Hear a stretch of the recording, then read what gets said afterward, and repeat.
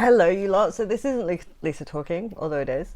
I said what I would do is that once a week I would post a video, like a weekly Patreon digest.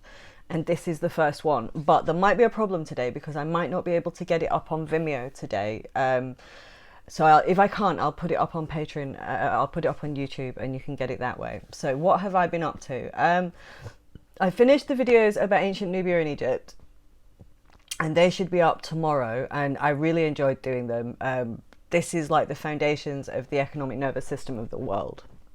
Ancient Nubia, like, important, doesn't even begin to touch it. I've split them into two parts. The first part is about kind of the development of this economic and political center and the relationship between Nubia and Egypt and the relationship between Nubia, Egypt and everybody else. And then the second part is it's literally these civilizations coming under the control of other civilizations. And I've kind of split it up that way. They are both going up as part of the regular Sunday history series, so that'll be tomorrow. For Wednesday, for the kind of current affairs series, I'm doing a video about the crown. Now, I haven't filmed it yet, and I haven't, sometimes when I start filming, like, things come up that I want to say that don't necessarily fit into the plan. But it's looking at the minute, I'm going to look at like two main things. I want to look at the Westminster Press and the reason that they are trying to whip up constitutional crisis around Meghan and Harry. And I want to look at kind of intersectionality and what it tells us about this. And in order to do so, I'm going to look at a queen who is really interesting called Queen Charlotte. Now, I know every queen in the UK, from Elfrida, the mother of Ethelred, to Elizabeth II. I can tell you something about just about every single queen and queen consort. And I knew this woman as the wife of George III. I knew that she was incredibly intelligent, that she was, I consider her one of our scholar queens. Like, she was incredibly, incredibly intelligent. And one of the things that really shocked me is that even though I literally understand the institution of queenship going back to, Elfrida, I didn't know she was black.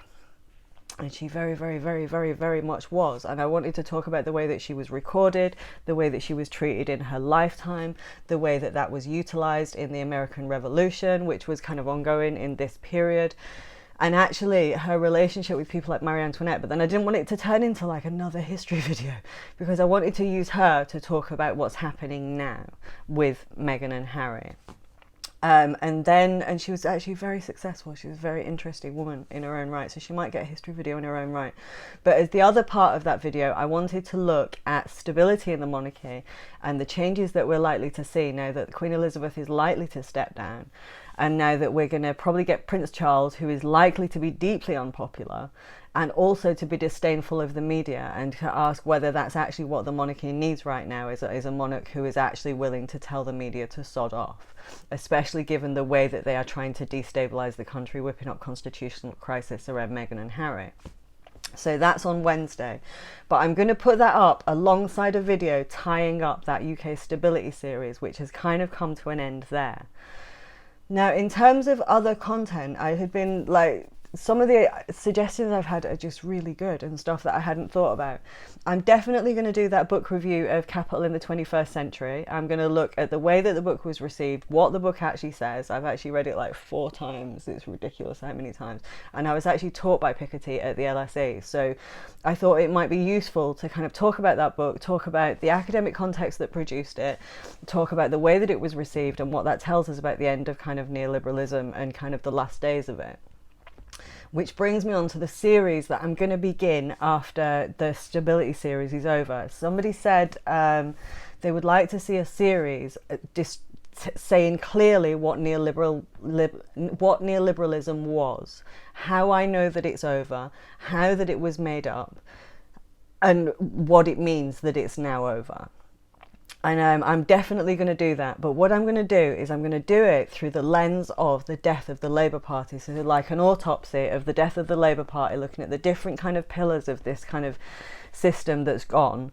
I'm going to actually do that through the lens of the death of the Labour Party. And because of the nature of what it is, because neoliberalism was a global belief system that's over, that links into things like the Arab Spring and kind of the social movements that were manufactured by Westminster media using Twitter as a reflection. So that would include kind of Trumpism and Corbynism and the nonsense you see on Twitter. kind of the dickhead spring as a reflection of the Arab Spring, if you like. And I'm actually going to do that. In terms of some of the other one-off videos that I'm going to try and squeeze in over the next few weeks, I'm going to have a look at a more in-depth look at the way that couture has changed. So I wanted to look at a Chinese couturier called Guo Pei, who did the yellow cloak. You know the big yellow cloak that you see on Rihanna at the Met Gala ball, the big beautiful one? Well, she's the woman behind that. And she's kind of redefining couture for the entire world. And I was going to look at another designer called Virgil Abloh, who is the head of Louis Vuitton in Paris. And while his women's wear is not great, his menswear show is like literally indicative of a brand new age dawning for designers and for couture. And I wanted to look at some of the changes in the legacy couture brands, kind of Dior and Chanel, and kind of the way that world fashion is changing to reflect this shift in power east. I was going to possibly have a little look at Arabian Vogue, which is a really interesting magazine. So that's kind of roughly what I've been doing. With regards to using Patreon, like, I cannot tell you lot how grateful I am to just, it's been so nice talking to you, and just, it's been a good solid 2.5 years since I felt safe enough to talk online. These videos are the first time that my comments have been left open. I don't go near Twitter, I don't go near political media cultures because they're so dangerous, especially to mothers with children. And it's just actually been just lovely, just really, really lovely. Some of the stuff that I'm getting from people that I'm talking about is incredibly interesting. I'm really lucky to have some very, very clever and lovely Patreons. I'd hoped, like, when I set it up, I'd thought, well, you know, if you can make a little bit of money with YouTube, it might help a bit and you might be able to make content. And I really hadn't considered that social dimension to it, that I had a place where I could talk to people, where that kind of £2.50 Patreon thing forms a gate. And I'm fully grateful for it. So I'm really enjoying that. Keep coming with your suggestions. Like, I'm just kind of, this is the first time, like the suggestions on framing and filming and stuff like that, I've really, a lot of them you can tell that I've used. This tripod, I don't know, I'm trying to figure out why I can't stop the thing wobbling, and I've got a feeling it's my technical ineptitude. But I'm just really enjoying making content and being back. So thank you very, very much just for being so supportive and so interesting. I will be putting one of these up on Patreon once a week. If I can't get this one up on Vimeo, because there's the two platforms, I don't quite understand the interaction. But if I can't get it up on Vimeo today, I'll put it up on YouTube, and then I'll just post it to Patreon. But next week I should have it set up so that it comes through on Vimeo, so it just comes to you and it doesn't go up on YouTube. Cool. Right, thank you very, very much. I will message people that I'm messaging and kind of speak to you all soon. Thank you.